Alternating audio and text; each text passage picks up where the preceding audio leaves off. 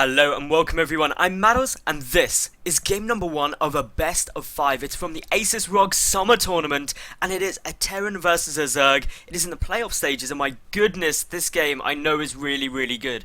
And so that's actually why I cast it, because I saw lots of the Asus ROG Tournament live. I was loving it. So anyway, I saw these games came up on replays and I'm going to be casting quite a few of them because yes, they have been cast before, but they're just spectacular games and I think it's just good to see some of these because seriously, swish. Now, in the bottom lower left position, spawning as the red Terran player from Team Liquid, we've got TaeJa. And his opponent in the bottom right from Team Millennium, it is GosWser. Now TaeJa, GosWser, they've had a good run through this tournament, they've done really well, and so getting in the playoff stages as well, especially for GosWser, I think not many people would have necessarily expected that, so it's all pretty cool, pretty exciting to see. Newkirk Precinct is going to be the map of choice for game number 1, and of course it's slightly different because you do have this nice little area compared to some of the previous versions where this isn't an island, you can come around. There's also this cool little overlay in the middle, and I really love this. Like, am I the only one who thinks this would make an absolutely swish tattoo? Like, no one would understand where it was from unless they were StarCraft cool people, but yeah, it would look awesome.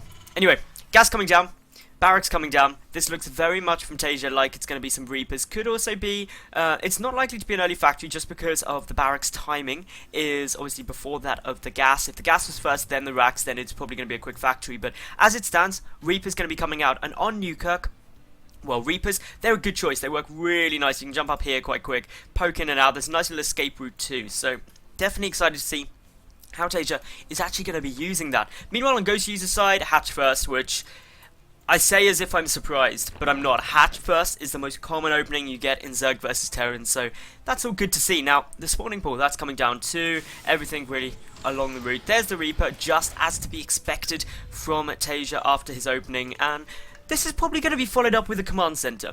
Most likely, and I say that most likely because there is the possibility that additional barracks could get thrown down. It could be a one-base play, but up against the Zerg, not so much. It's much more likely to be one, maybe two Reapers as second Reaper queued up, coming and poking across, trying to deal a little bit of damage, get some scouting information, and force some Zerglings, because by forcing those lings, you reduce the drone cannon. Oh my goodness, GosWser! GosWser, you've taken a hatch on the other side of the map. A hatch there, a hatch there, and a hatch there. This is pretty cool times. This Reaper is going to come over and be like, I'm scouting you, I know what you're up to, but he doesn't, because there's a hatchery up in the top left. Now, just as expected, there is the command center coming down from TaeJa, so he's going about things just as you'd like to. Mr. Reaper is going to come bouncing up here, have a little peek around and be like, oh, there's a hatchery, that's what I expect to see. Comes up here and be like, ah, spawning pool and a gas, yeah, that's also what I expect to see. Probably not expecting to see this, if he ever does scouted, and that position is a very unusual place to put a hatchery, so it may not even get scouted anytime soon. We do see, of course, that these Zerglings are going to come out to try and deal with the Reaper, and unfortunately, Battle.net has decided to turn me off busy. I don't know why it's done that, but it's frustrating. Now, Reaper is on its way over, just going to come and do a nice little bit of damage here, and actually, this Reaper has already racked up a kill. It's nothing massive, but it's forcing some more Zerglings. The Queen's out and things like that. 4 lings in total are out on the field. The drone was killed by TaeJa too. He's now got 2 Reapers in here. But remember, GosWser, he's got this hidden hatchery up in the center left. So that's something that TaeJa, if he doesn't identify it soon, could get caught off guard by the fact that suddenly his Zerg opponent seems to have a bit too much stuff for the money he should be able to accumulate from just 2 hatcheries. Now, the Queen is going to start pushing back these Reapers. Good little bit of micro there from TaeJa, just to do as most as possible. Whittle down the Queen's health, so the Reapers can now back off, use combat drugs to heal back up, and then come in and hopefully pick it off. Because if a Queen gets taken out early, that's actually spectacular. But I love the fact that GosWser is switching the Queen from his natural and his main to take the one with high health down there to deal with the Reapers once more. But the Reapers now kiting backwards really effectively, picking off a good number of those Zerglings. But GosWser, he's got his roach run coming down. He's had enough of all of this. He's going to be putting an end to it as quickly as he can. And this means that TaeJa going to have to pull back. But the Hellion has discovered the hatchery. This is a hero Hellion right now. He's like, just go check up here, see what's going on, and then saw a hatchery. That's always fun times. Banshee coming down. Cloak getting researched as well from TaeJa. So Cloak, of course, only takes 100 minerals and 100 gas now, so it's a lot cheaper. You can get it down without such a big investment. So I really like this, especially when, due to this very quick third being there, actually the Banshee going to do quite a lot of pain, but GosWser, he's got 7 roaches. Notice that they're being made at this third, so there's a very short rush distance. The bunker will be up in time by the time the roaches get there, but there's only Hellions and Reapers in order to defend it. That's not going to be too fun. They see all of those eggs and they just decide, nope, don't want to get in there, run away. The wall off is not done, that's a big thing. There's also not really much coming out, another marine on its way, but the roaches are making their way forward. Quick little in there, the Reapers do get in the bunker. SCV's being forced to pull, but the Banshee could be the real hero. The Widow Mine as well is going to be desperately helpful if it can get some good connections on these roaches. The SCV's getting pulled back to the safety of the bunker and those Widow Mines. The Reaper's trying to come out, bait forward, and is the detonation going to go off? No, it doesn't quite, and the supply depot was down. That is a bit of a mistake there from TaeJa, and we see that of course the roaches just coming forward still haven't done really much damage. They've only got a handful of SCVs, but this is where they're going to try and fix that up. A quick surround though from the SCVs mean that the majority of the roaches get taken down and only 5 workers were killed. That could have been a hell of a lot worse.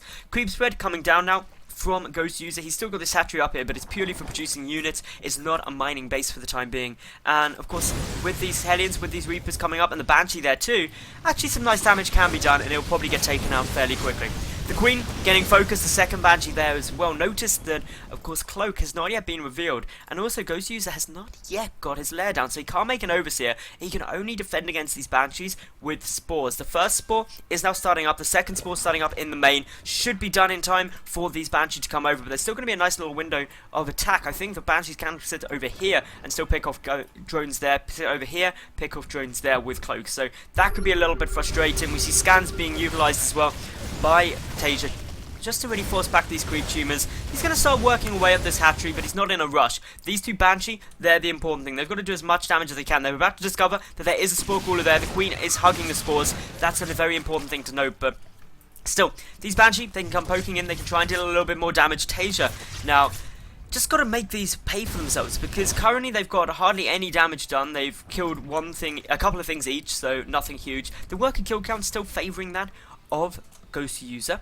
but the third hatch is going to go down, and that's a big loss by itself. 3 Banshee now are going to start making their way forward. This one lone Queen being a bit brave, not focusing the damage Banshee either. Notice the Cloak has not been revealed, but now there it goes, and this is suddenly where the Queens are going to try and fall back, but they're already getting taken out. A couple of drones on their way down. The Spore Caller going to try and do some damage. Will be able to pick off one of those Banshee. That's a nice little snipe. Thirding the number. Oh, well, no, only 2/3 of the Banshee remain, and yeah, the third has been taken out. These Banshee are dealing some nice damage as well up in the main base. They're going to start picking away at a couple of drones. That Spore Caller not quite seeing it all. GosWser starting to lose a decent number of workers. 11 killed so far just by these Banshee. Very frustrating for GosWser to try and deal with. We see that the Spire coming down, going to try and stop this. Cloak still has a decent amount of energy on one of these Banshee, so can just start trying to work away at as many things as possible. Ideally, the evolution chambers need to go down. One of those Banshees now run out of energy for Cloak. Will be forced back, but the Queen can get focused nonetheless. An Overseer also now warping in means that these Banshee shouldn't be able to do too much more, but still racking up a good number more kills as there isn't any anti-air here. The Queen is coming back up, but